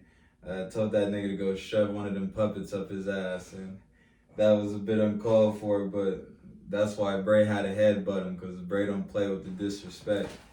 I feel like LA Knight should have been cool in that segment and joined Bray. That was his opportunity to become relevant again, and he missed out on that. So, sorry LA Knight, but you picked wrong, and now you're going to have to deal with the buzzards. Follow the buzzards. I haven't heard that in a minute. Why do you think LA Knight's not relevant? Because I feel like he is. He's not. What has he done? Who is he? He's about to be. Who is he? Who is he? Who is LA Knight? Can someone comment in the bottom? Where did he come from? He came out of nowhere with these maximum male models doing freaky shit on TV, didn't wrestle with them, and then came back randomly and beat them up, and then said, I don't want to wrestle with them no more, and now he's over here having little petty matches on the mid card. Yeah. Talking random shit, saying, yeah. Like, no, bro. No. Take that ass away, bro. Yeah.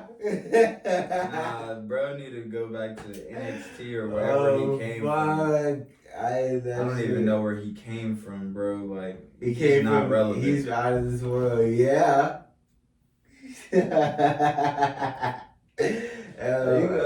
What do you think about this shit with him, bro? Where do you think this shit is even going? This is a good introduction because this is the first time he get to take a serious program in the main roster. I don't want him to lose, but at the same time, I can't afford Bray Wyatt to be treated properly. And I feel like LA Knight character can return. LA Knight has had a great independent success run as Eli Drake, and as Eli is formerly known as Eli Drake on the NWA scene and Impact. And he's cut some great promos and the Facts of Life. That's why I like him, because he has catchphrase. And if you can get over, yeah, that shit. The look on your face when I say that is worth it every time. And I'm not. If any other nigga would have been saying it, cool. It's LA Knight, and I don't even know who he is, bro. The boy. He's making, like, I feel like he sells himself so well. Like, wait, just listen. Let me tell you why I say that. Because you know blatantly, you're like, what the fuck, who are you? I don't know you. But you're making it seem like I should know you, I've known of you for so long. That's a part of the bravado, that character.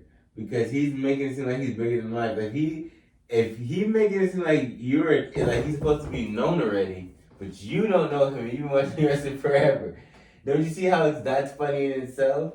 So I'm like, it's not funny, bro, because I don't look at him as a good wrestler, and I don't look at him as a good build. I don't look at him as a future WWE champion. I look at him as a Buster Douglas that's on the motherfucking screen until they find his replacement. That's how I look at him. And I'm like, yo, yeah, you're going to be fired here pretty soon, because that shit ain't going to last long. They going to give him one title run, some mid-card title run, and that's gonna be the end of that shit. So I don't know, man. You think he lasting as long as The Miz? Yes, he could last long. He can actually wrestle. He actually has a physique. Bro, no. That how old is he? He looks He's old. 41. Yes, he looks old. That's what I'm saying.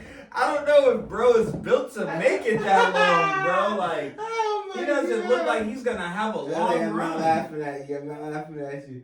He's laughing at you. What he do? Because he's not laughing with you. Yeah, this is his. Yeah. Yeah.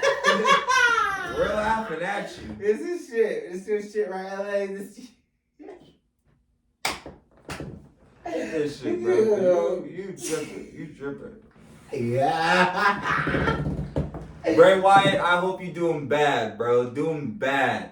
Show him what the other side look like. Yeah.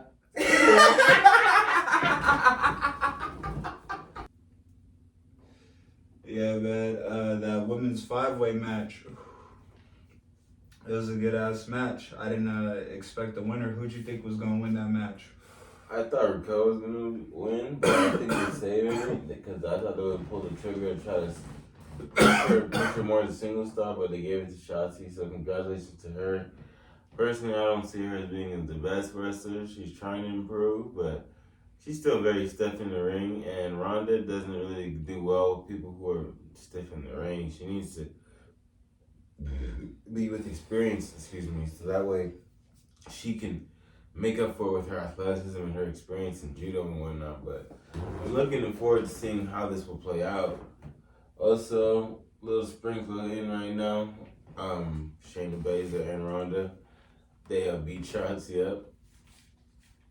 How'd you feel about that, man? Real quick on that, I just don't like that Shayna's just beating up these women randomly for Ronda. Like, you should be trying to beat the hell out of Ronda. You tripping. But yeah, man, I had no clue Chauncey was going to win the match. But when I think about it, I think she deserved it. I've been noticing her growth, and I think she's been doing a good job. She's, honestly, if we're being real, when I think about it, she's a good temporary fit for Ronda to defend her title against. You know what I mean? Like, she's this is a cool transitional phase because, you know, the next big pay-per-views is coming up, like Royal Rumble and all that other crazy shit's coming up. So this will be a cool fade up until then. So I'd agree with you though with Raquel. I thought Raquel was gonna win the match too. What was your favorite moment about the match, bro? My favorite moment of the match was watching Liv Morgan attempt suicide. She literally tried to jump off this fucking, what was it, behind the barricade or?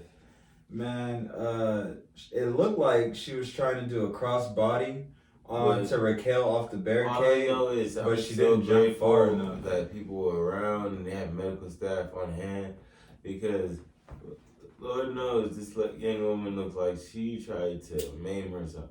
She hit the side of her head on that wooden table, you know. Now, for all us grown folk out there, we know it doesn't take that much for you to hit your head like that on the corner of an object, and it either leads to death or anything like that. You could even lose your sight due to that because that's a serious injury. So watching that, I was like, I'm grateful that she was okay, but I was just like, why has Liv been going out of her comfort range? Like, at this point in time, I never used to see Liv leave her feet. Now she's jumping off of things. She's doing. It's because they said that she wasn't extreme enough. But after they told her that, it been ringing through her head. Just give up. You already lost the championship. You can't. You ain't got to. It's be what They say that she won't go far enough. They think that she's still like just a little prissy bitch trying to reenact Harley Quinn, but she trying to show that she's more than that. That she's got this Jeff Hardy side to her, and she want to show that she's extreme. And even if she did connect, bro, it still would have been bad because Raquel was in the middle of a power bomb. And if Raquel wasn't as strong as she did, bro, it could have went way worse. Liv Morgan could have really hit her whole face on that wood table. Raquel could have broke her fucking neck. Sonya was already face down like that, so Sonya could have fell off the stairs crazy. It was just dangerous altogether. Liv, you ain't gotta go that far for real. Like, you ain't gotta go that far. We understand.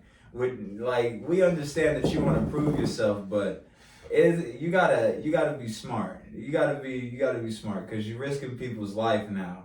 And if you're not gonna take the time out to focus on where you actually going, I can't even tell you where she was planning on going. Her body, It looked like she was lining up for a crossbody and just did not jump far it looked enough. like she's gonna hit everybody at once. It looked like her legs gave out from underneath her, and she literally just.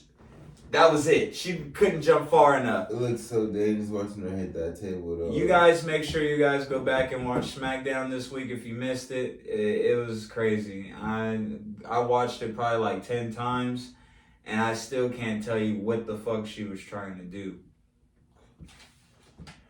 But yeah, man, overall it was a good match, but I don't think Liv Morgan should be expecting another 1v1 for a cool minute with Ronda. No. She's to the back of the line trying to, and she should be trying to character develop because that's gonna involve you not jumping off of shit. That's why I said they need to have more women's championship belts. Let her go get the women's intercontinental championship or some shit like that. For the championship. Yeah, but overall, shout out to Chauncey. The bad news for her is now that she got to go against Ronda. All she's won is a broken arm and or ankle. So good luck with that, Chauncey. All right, y'all. So I'm gonna use this time real quick to keep it real with Ricochet. And man, I hate how WWE has turned him into a joke. I really want him to go back to Prince Puma. I feel like that'll be good for WWE. Because what he did on Lucha Underground as Prince Puma was absolutely legend fucking dairy. And if they do that, it'll be good for his character and good for him too because everybody will forget how much he's been getting his ass whipped as Ricochet. And that shit is fucking horrendous to see every fucking week. It's not every week. Let me not be extra on that. But this is one of my favorite wrestlers. And you get done up more than you come up. And I'm tired of seeing that, bro. You need to go ahead and throw that Ricochet character away and bring on Prince Puma. All right, let's go on and talk about Braun Strowman and Jinder Mahal. How do you feel about this Braun versus Jinder thing? Me personally, World Cup, great idea. I want to see Braun win because I'd love to see him versus Gunther. And I feel like if Gunther beats him, that wouldn't make him look weak, and it wouldn't make Braun look weak, and be a nice morale booster for Gunther, and it'll be another level up because that's the former Universal Champion. So that would be starting to initiate him in that tier of main eventer, you know? Yeah. He was former UK NXT champ, but he hasn't really had that same kind of prestige yet on the main roster. I didn't like the match. I didn't understand the match, but again, it was for WWE World Cup. The match to me was annoying. I knew Jinder was about to get handled. The match didn't last longer than 10 minutes. Jinder swear he was the best WWE champion of all time, and that shit irks my fucking soul because it was such a dark time in WWE. Who believes him beating Randy Orton? Not me. Not me, bro. That shit had me. I wanted to pull my hair out, and I had this much hair. I questioned life. I said, "How are you doing this?" I said, "How?" He's beating him left and right. He even had the Great Khali come out one time during a video and come help him, and he's not even friends with the Great Khali. Not at all. Yeah, man. The match starts by Jinder attacking Braun from behind like a scrub. Jinder. The whole time watching this, I'm just like, man, Jinder is just a waste of time. Like, why is he on the roster still? Just a waste of TV time, man. WWE, you guys just had so many other people deserving of that. I get that you guys just wanted a stepping stone for Braun, but even then, you just got to be more serious with the things that you do because if you're gonna start World Cup, something like this, that you want prestige behind. You don't want Jinder Mahal because he's a joke. All right, he's just a joke. He didn't give you a 5-star match. He didn't give you a 3-star match. And it's just, again, a waste of TV time. There was other people that were more deserving, like Drew, LA Knight, Karrion Kross, Solo, Bray Wyatt, Rey Mysterio. Give him another shot. Shit, anybody but Jinder. How Jinder just end up on the roster after damn near a whole year of not being on television? I didn't even know y'all still had him on payroll. Jinder just shows up whenever he wants, and then they force him on us. So that's why I be nervous when I see him, because ever since he came back 2017 and they forced him the championship, the WWE championship, I was like, every time I kept thinking he's gonna lose it or do something, he's Maharaja. I'm like, nah, this is not gonna cut it. He's gotta drop this shit. Yeah, man. Jinder, you're fired. Overall, how'd I feel about the match? It was whack. It was just like a C minus. Us, as WWE fans, we understood it. Is this something that we want to see all the time? No. Because we just tired of Jinder Mahal, and two, we want you guys to really utilize your roster more. We know you guys got more of a roster back there, so give them motherfuckers some TV time. Give me somebody that's actually gonna wrestle like Drew Gulak. Why you guys made him into a joke when he can actually wrestle? Yo, Drew Gulak was doing hella good on NXT, bro. When he got moved up to the main roster, I was hyped for him because I'm like, oh shit. Because Drew Gulak, he fight for real. He like one of them UK niggas that be fighting for real. Yeah. So I'm all like, bro, I'm thinking like, okay, he about to come up here and do everybody bogus. And Daniel Bryan had one there. And he was kicking it with DB. So I'm all like, all right, cool. He about to really be on his shit. Sure enough, bro, turn into a whooping boy. You getting handled by Ronda, all type of shit. I'm like, oh wow. What the fuck? They turned Gulak into a bitch. They turned him out. Oh my lord. So, hey, Drew, yeah, man, I had to call you the strong B word, bro, because the way you was getting handled by them females was uncalled for, nigga. Like, you need to get back to your roots, because no way in y'all go check the film on Drew Gulak in NXT and tell me if this the same Drew Gulak that you see now on SmackDown. He got an invite from beat that. What's her name? Hold on. Yeah. I can't. Beat that, is that her name? I don't I remember they had a party. He said I got an invite. Yeah, I got an invite on email. Beat that. He said, no, he's cool. I'm like, oh, she's fucking on this square log. Interesting. Good Xotics. Shout out them Checkpoint boys. Looking out. So let's talk about the Viking Raiders, man. What do you think about the Viking Raiders' new fit with Sarah Logan? I think it's cool because in real life, Eric is her husband, so it's going to be a nice transition to kind of living off of their ancestors. And they kind of like doing something that they're learning still more about, well, at least from her end. But I'm just not a fan like too much of them because I feel like it's like the third time being repackaged. And I'm like, you can't force people to care about something that's not really there. Like, okay, we get the Vikings and shit, but like, why should I care more about what they are? It's like, it's not a lot of story to them. You know what I mean? What are you gonna tell me the story is to Sarah Logan? I have no clue. Like, you get what I'm saying? Like, I don't get it. Like, no. I don't. Yeah, man. I'd have to agree with you, though. I think she looked like she fit perfectly with them, you know? I don't understand the attack that they did on the match, though. Personally, I think the Vikings should have been trying to do that shit to the bloodline. Like, how are you guys been on the main roster that long? How you been on the main roster that long and you have not gotten a world tag team title yet? Like, you guys haven't held a tag team title since NXT 2019. So you guys need to get your shit together.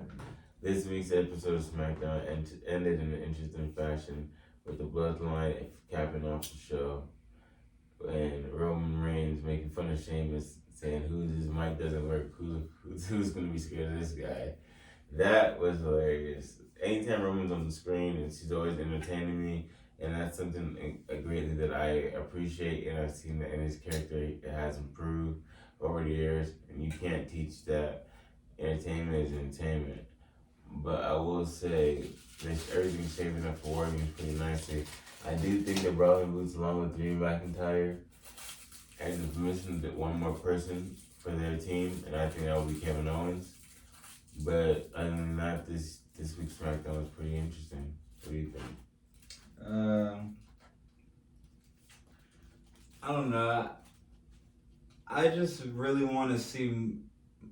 I want more information on what they're about to do with this War Game shit, because I think how it ended was kind of foreshadowing the teams that we're gonna end up seeing, and if that's the case, I'm not interested. And that's all I really got to say about that, because yeah, I just want to see more, and I'm not really interested in either of these groups just alone competing in War Games. There's no storyline, it's random, and there's no belt involved. It's just pride. It's like, okay, here you go. But yeah, that's SmackDown. Let's jump on into AEW. My people out there in the wrestling world with a broad spectrum, you're tired of that black and white, you know what I'm saying? You want that cookie cutter shit out the door. You want that real deep extreme, because you know we fuck with the Xotics. AEW, right?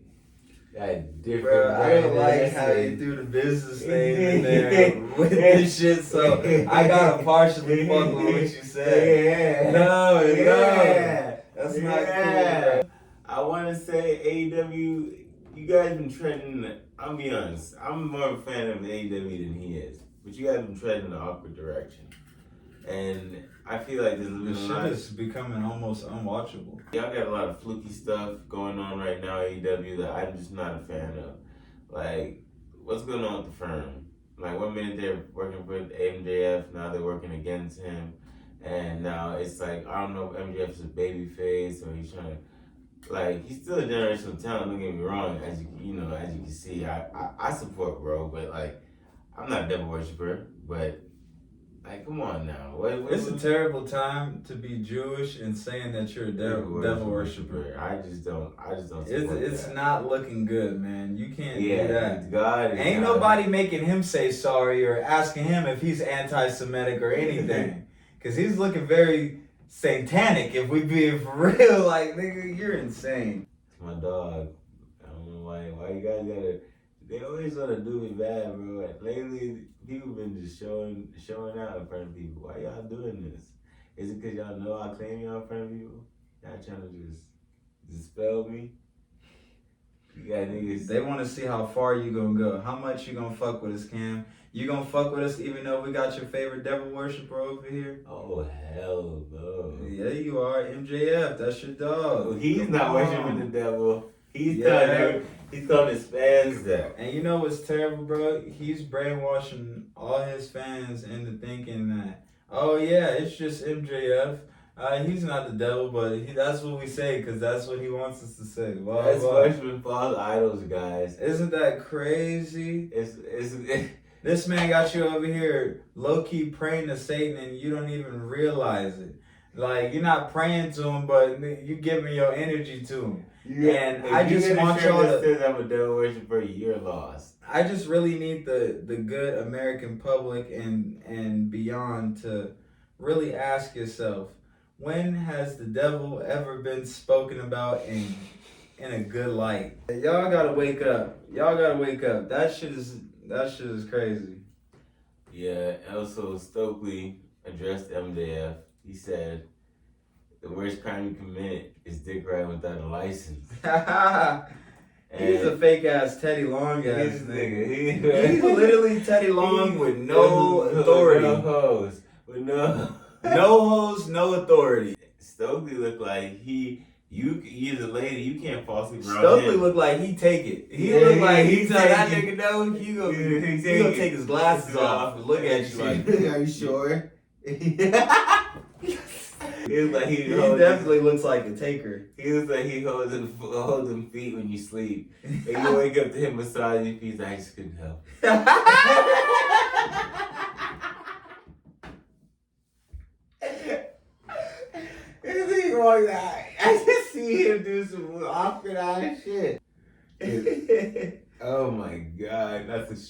my man. No cap, man. So you think MJF is gonna beat Moxley though? I don't know, bro, because I feel like what would happen, that could happen, because William Regal is involved in this too, and he's a factor. I don't know why William Regal's involved in this. That doesn't make sense. Because he's like, you could turn me down and yada yada. William Regal, he don't give a damn about none of that shit. So for y'all to even involve him is like hilarious. But because that's it's what like I'm thinking. He might turn on Moxley, bro. That's what I'm saying. Like that's a possibility. Like he gonna ruin that whole entire club just for MJF. That'd be weird. That'd be like, yeah. After he been dissing him his entire life. Yeah, and he been like they built the whole club after Will. Like, come on, bro. No. Oh my God, I'm trying. What else is going down in AEW, bro? I want to talk on. I've heard a lot of people and just read a lot of comments. People are upset about Eddie Kingston losing to Ethan Page.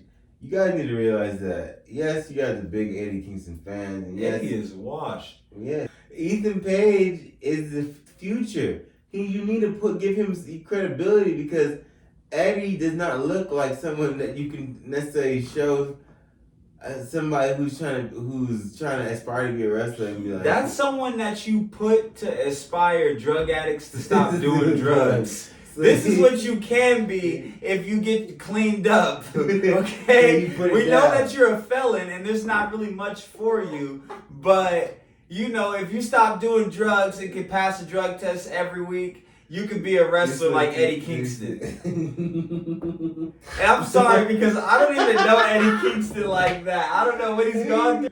Like, you look like you used to abuse some drugs and, like, since you can't do them no more, you look like you're just always angry. So, like, you just picking random fights backstage and shit. And he seemed extra sensitive. Like, niggas can't say shit to him. You gotta fade him that night if you say anything to him. Eddie, I don't know, man. He washed me. It's the problem, and then when the fans complain, how could they do this? I'm like, Eddie needs to lose. I'm sorry. Yeah, that's what I meant. The push by the fans. Yeah, like, I don't know how he has fans. I don't know what you guys like. It's over. I feel like his fans look like him. I feel like if you're a fan of Eddie, you're built like him. You're literally built like Eddie Kingston. Oh my God. Yeah. Ethan Page need to get that dub because he's a feature, like I said, and I feel like he's somebody who needs more credibility. Like every faction and thing he's been a part of has just been taking the time away from him. So this firm and shit, he needs to make sure he's winning and getting as much TV time as possible so that everything goes properly. One thing I will say about the AEW Women's Division, switching gears, Saraya, you need to work on some promo because you still were shouting half of it. The other half, you were just saying like shit that was kind of corny. Hey, and I'm mad that she's sneaky as fuck. How you go behind WWE back and go get your wellness check, and you knew AEW was gonna clear you so that way they can get that check. You sneaky as hell. I'm like, you should not be wrestling right now. I'm like, how many doctors cleared you for real? Like, I want to know these, like, what doctors did she go and see? But it's too late because you already the master sign. You already. I'm gonna be watching, and you better make sure no one drops you on your fucking neck. Okay. Avoid all neck moves. Like, I don't want to see her, bro. You know, any girl in that locker room, that's the first thing that they're gonna try to do to her is break her fucking neck. Oh yeah, let's see how sturdy this shit is. They gonna be getting sturdy on her neck. They go on her neck. I'm trying to tell y'all. Paige, you sneaky as hell. You ain't have. I mean, Shariah, whatever your name is, you ain't have no business. We gonna call you Train. Train, little choo choo, little caboose. Oh boy, you better not be doing that shit now. She probably full blown now. So it's 6 of these niggas now and that shit. She said up the ante on them. Nah, but to be real, bro, I'm happy to see her back in wrestling. I really hope that her health is cool, because I don't want to see her on the shelf again. And I really hope her neck is sturdy, because, like I said, that is going to be the first thing that these bitches try to take from her is that neck. And you see she was already giving it up. She's giving it up too off. She was giving it up online. She said, oh yeah. This is just how I like it. She was giving it up online. He said, Brad, are you getting my angles?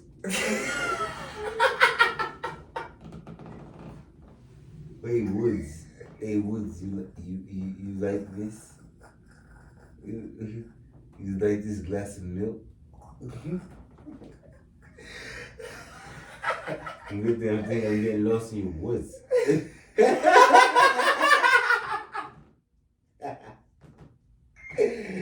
Brad just, this thing is stupid. But what else am I gonna tell you about? Oh, the Elite is supposedly coming back. I don't know if they're coming back in full gear. They should. When is full gear, bro? So this Saturday. Bro, why are they playing with Jade like that? Letting this little bitch take off with her title. I don't know, because this shit is just retarded. It's just not. It makes no sense at this point, because I'm just like, nah, you're not believable. You had your little AEW Women's Championship reign, but that was almost 2 years ago. You need to go somewhere, and Jade, please step on her, because she is not entertaining. She's really obnoxious. And then she's teamed up with Obnoxious 2.0, which is fucking Vicky Guerrero. And I'm not trying to hear, excuse me. Like, anytime I see her on my screen, I get turned off. I'm just like, this shit nasty. Get off. Shut up. Get off my screen. And then Jade, at least, Jade, you need to realize, though, this is a sign. You need to start going for that AEW Women's Championship, not the TBS title. You made this title great. You could leave it alone. Yeah, I was just about to say the same thing. You need to go for that title, and then I don't want her to lose though. That's gonna ruin her record. I don't want her to lose either. I want to keep the fucking title. Is she gonna be J2 belts? Yeah, or something, like, because bro, her athleticism, she makes up. You're improving too, Jade. So like, I don't see any, like, you're way more charismatic than Toni Storm. She is fucking blander than watching paint dry. I don't care how what you do this, and she's dry. Come out to fucking rock star old music. You were fucking bored. She should have stuck her. She should have stayed with NXT. She should have just kept doing models and taking photos. You suck at wrestling. No cap. I thought she was better in NXT. Her NXT days were a little bit more glorified. But ever since she's been in AEW, I have not been. And I feel like she's rushed herself to the spotlight to be champ, and she don't know what the fuck to do with herself. Like, you were they used to hate on Thunder Rosa, but you're doing the same thing. So I prefer Thunder Rosa, because at least Thunder Rosa is genuine, like a flair. I can tell someone wants to be like, I'm like, you don't bring no excitement, no reaction. Everything's like, I know everything like stays as fuck with you. What do you think AEW could do to make their show better and to improve their ratings? Because they got a bunch of wrestlers that didn't make it in the big leagues. So now they're trying to put all these storylines together, and I feel like they're mishandling their TV time. What do you think that they can do to make the show better? Honestly, to make AEW better, they need to have a filtration system of wrestlers that they are putting out on a weekly, like, at least if you want to do, like, for example, 10 to, like, maybe 20 wrestlers a month. Like, within that 4-week period, I should be able to see inner switches. If you want to showcase me somebody different, like, within a little time frame, like, at least in the last 30 minutes of the show, see somebody different. Or, like, because if you're not telling accurate stories, which you guys do that, but at the same time, we could try something new, which would be always dedicating 30 minutes of the show to somebody new, or, like, someone who doesn't get enough TV time, who's actually talented. Because, for example, like, Top Flight, Dante Martin, I don't like seeing him all the time because he loses all the time, but he's very athletic.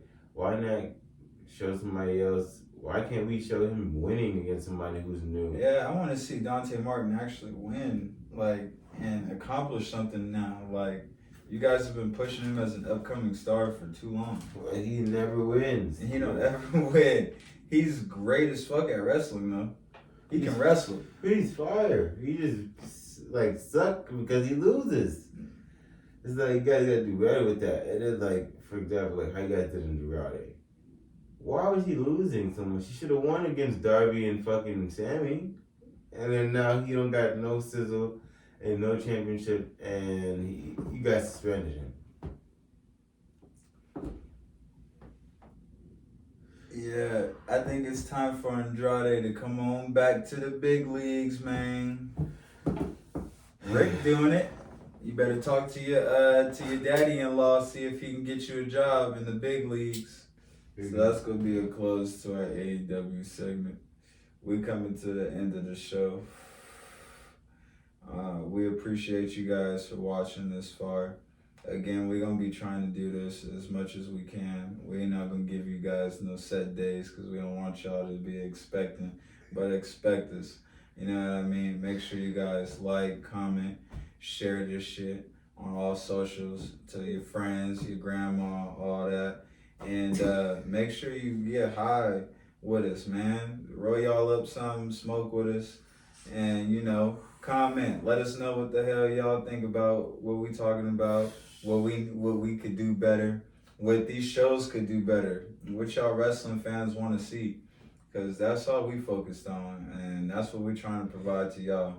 And even though we just getting cooked talking about wrestling, we dead ass about what we talking about. It's in depth. We really going in depth, and we want WWE and AEW and all the other wrestling shows to watch this and take what we say seriously and make changes, because we've been watching wrestling for years and we're gonna keep watching wrestling. We might have kids one day and they might be in wrestling. We need wrestling to be great. And if you guys will make it great, well, we're just going to have to give millions and make our own. Again, I appreciate you guys watching and smoking with us.